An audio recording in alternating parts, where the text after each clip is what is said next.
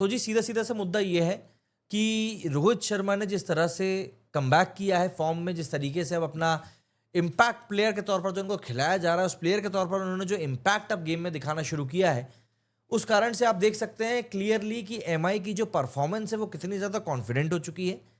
150 run को chase करते हुए 4 ओवर से भी ज़्यादा ओवर बचे हुए थे और एमआई ने इस मैच को ख़त्म किया है।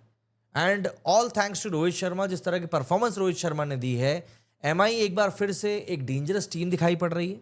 पॉइंट्स टेबल पे नंबर 3 पर पहुंच चुकी है और बोल रहे हैं भैया कि ये छठी ट्रॉफी जो है इस बार पक्के तौर पर आएगी। लास्ट सीजन एमआई के लिए बहुत बुरा गया था, बहुत बहुत ज़्यादा बुरा गया था। और इस सीजन में एक बार फिर से ऐसा लग रहा था कि शायद एक बार हम लोग दोबारा से वही रिपीट टेलीकास्ट देखेंगे। लेकिन जीत का चौका लगाने के बाद एमआई ने चौथा नंबर अटेन कर लिया है और इन 4 मैचेस में से 2 मैचेस में रोहित शर्मा ने बहुत इंपॉर्टेंट पारियां खेली हैं और उन पारियों की मदद से ही अब यहां पर गाड़ी पहुंची है। रोहित शर्मा की अगर हम रिसेंट परफॉर्मेंस की बात करें तो आईपीएल में ऐसा नहीं है कि वो स्टार्ट नहीं ले पा रहे थे, वो स्टार्ट ले पा रहे थे, but he was not able to convert those innings into big ones. सबसे बड़ा एक जो कर्म कांड चल रहा था वो यही, जैसे वो 13 बना के आउट हुए, 17 बना के आउट हुए, 18 बनाकर आउट हुए, 26 बनाकर आउट हुए। स्टार्ट मिल रहा था बट वो स्टार्ट को कन्वर्ट कर नहीं पा रहे थे। एंड ऐसे में लास्ट मैच जो उनका चेन्नई के खिलाफ हुआ तब उन्होंने 76 बनाए और अभी एसआरएच के खिलाफ भी बंदे ने 70 रन बनाए। और इससे क्लियर इंडिकेशन मिल रहा है कि भैया रोहित शर्मा ने कहीं ना कहीं कुछ चेंज किया है। थोड़ा सा रुक कर खेलने की कोशिश कर रहे हैं, थोड़ा सा अपने अटैक के ऊपर लगाम लगा रहे हैं। ऐसा नहीं कि आज रोहित शर्मा ने रैश शॉट्स नहीं खेल रहे, रिवर्स नहीं मारा, छक्के के लिए नहीं गए, सब किया उन्होंने, लेकिन आज थोड़ा सा समय लिया, थोड़ा सा खुद को टाइम दिया, पिच को भापने का टाइम दिया। एंड इवेंचुअली वो इनिंग जिसकी बहुत समय से इंतजार था वो अब आनी शुरू हुई है। लास्ट मैच 76 बनाए, इस मैच में 70 बनाए। मैं जानता हूँ कई सारे हाई स्कोरर्स जो हैं इस टूर्नामेंट के उनसे काफ़ी नीचे हैं अभी भी रोहित शर्मा, बट इस चीज़ को हम इग्नोर नहीं कर सकते हैं कि रोहित शर्मा का इम्पैक्ट सिर्फ आईपीएल के लिहाज से नहीं बल्कि एज एन इंडियन क्रिकेटर भी उनका फॉर्म में आना कितना ज़्यादा ज़रूरी था।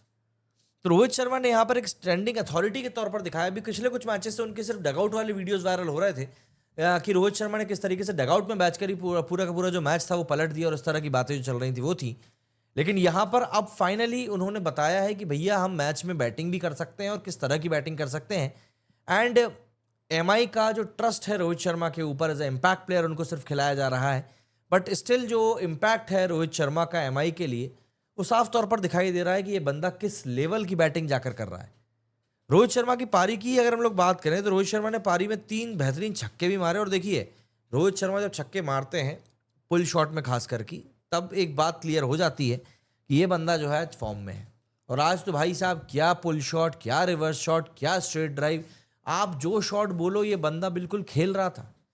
और यही फॉर्म तो आपको एक खिलाड़ी से चाहिए होता है। आप एक्सपेक्टेशन यही रखते हो कि यार अगर हम हमारी टीम के एक ब्रांडेड खिलाड़ी की बात कर रहे हैं तो एटलीस्ट हमको ऐसा ही गेम खेल कर दे कि बाकी के जो लोग हैं वो बिल्कुल बस देखते रह जाएं कि भाई ये खिलाड़ी आखिर करके क्या जा रहा है, क्या करके जा रहा है ये खिलाड़ी।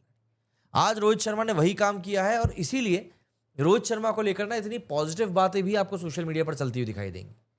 वरना अभी कुछ समय पहले की बात है, ज़्यादा समय नहीं हुआ है, कि किस तरीके से चीज़ें जो थी हुई थी और किस तरीके से लोगों ने चीज़ों को परसीव किया था, देखा था, वो सब चीज़ें हम लोगों ने वहाँ पर देखी थी।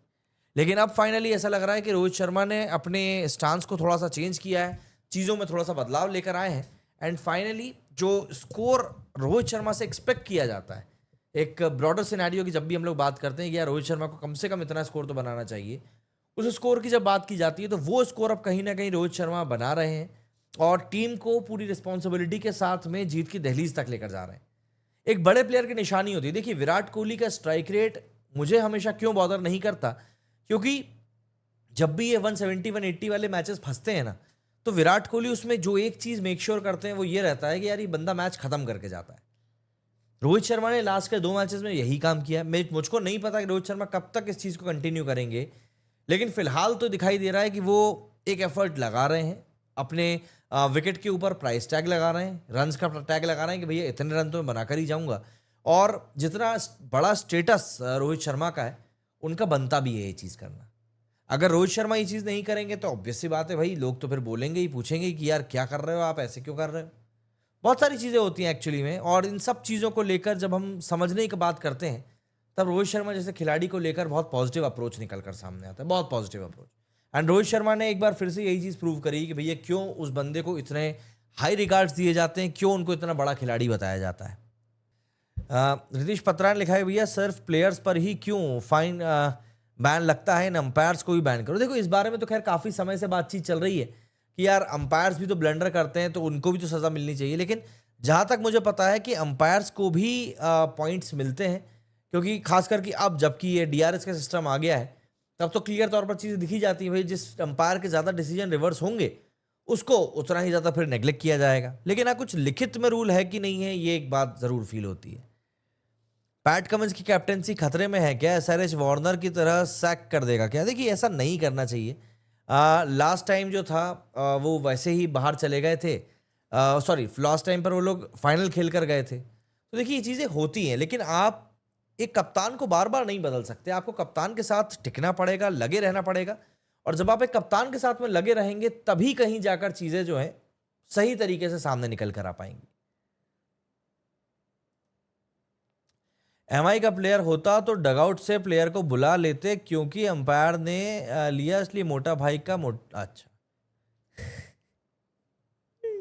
क्या लिखते हैं अब ये तो खैर देखिए है MI का कुछ कुछ कभी कभी लगता है, क्या बोलो अब।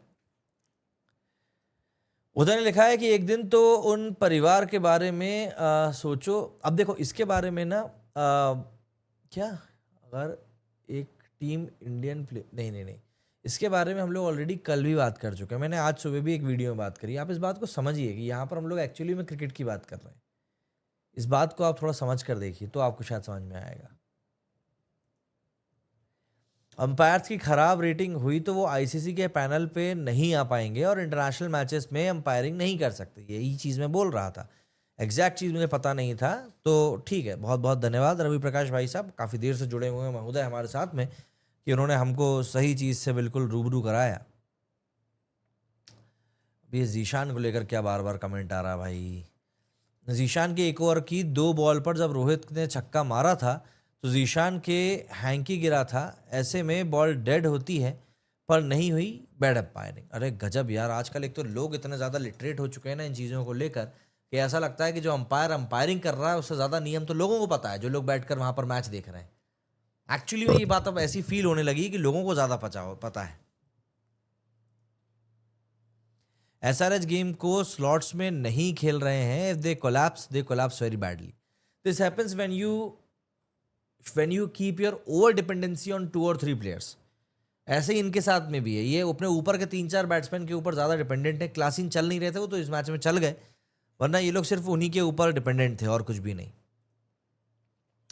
MI का कोई विरोध नहीं कर रहा है, अंपायरिंग की बात हो रही है। अंपायरिंग की बात क्यों हो रही है मुझे समझ में नहीं आ रहा भाई। अंपायर वहाँ पे वाइड बॉल देने के लिए जा रहा था, अंपायर वहाँ पर वाइड बॉल देने के लिए जा रहा था, और अंपायर को जब दिखा कि ईशान किशन वॉकआउट करके जा रहा है, वॉकअवे कर रहा है, तब अंपायर ने ऐसे चिड़िया बनते हुए वाइड देते हुए जाकर यूं वाइड दे दी थी, आउट दे दिया था। इस बात को समझो ना, अंपायर क्या करेगा भाई। Guys this is a cricket channel ही, हाँ ये मैं बोल चुका हूँ। बहुत बहुत धन्यवाद दोस्त बोलने के लिए। मराठी ने लिखा है कि ईशान किशन को DRS लेना था मगर वो चलने लगा, उसे चलता देखकर अंपायर ने बाद में उंगली उठाई, और वैसे MI ने अपील भी नहीं किया था। Exactly this is what I was explaining. Prateek Banerjee ने लिखा है कि Ishan still can't believe that he is not in MI, still he is playing for MI। साथ नहीं छूट पा रहा है भैया, साथ नहीं छूट पा रहा है। हाँ, इस बार टॉप 4 में कौन कौन रहेगा। देखो अभी तक तो चीज़ें बहुत हद तक क्लियर थी, मैंने अभी थोड़ी देर पहले भी इसी बारे में बात करी थी। जो सिनेरियो बन रहा था अभी तक उसमें तो देखिए गुजरात, दिल्ली, RCB, पंजाब और लखनऊ, ये 5 टीमें थी, और इन 5 टीमों में से ऐसा लग रहा था कि बाकी गुजरात, दिल्ली और RCB का तो ऑलमोस्ट पक्का लग रहा था, और लग रहा था कि पंजाब और LSG में से कोई एक टीम अंदर आएगी चौथे नंबर के लिए। लेकिन अभी जिस तरीके से चीज़ें बदली हैं, जिस तरीके से MI ने लगातार 4 मैचेस जीत का चौका मारा है और अब वो तीसरे नंबर पर आ गई, सिनेरियो बदल गया है। अब पंजाब और लखनऊ नहीं, बल्कि अब RCB, पंजाब और लखनऊ के बीच में एक कांटे की टक्कर देखने के लिए मिलेगी, क्योंकि आप देख लीजिए RCB और पंजाब जो है वो तो बराबरी पर बैठे हुए हैं। तो यहाँ पर जो चीज़ें ये थोड़ी सी अब ट्रिकी हो जाएंगी, चीज़ें किस तरीके से आगे बढ़ेंगी थोड़ा सा ट्रिकी हो जाएंगी।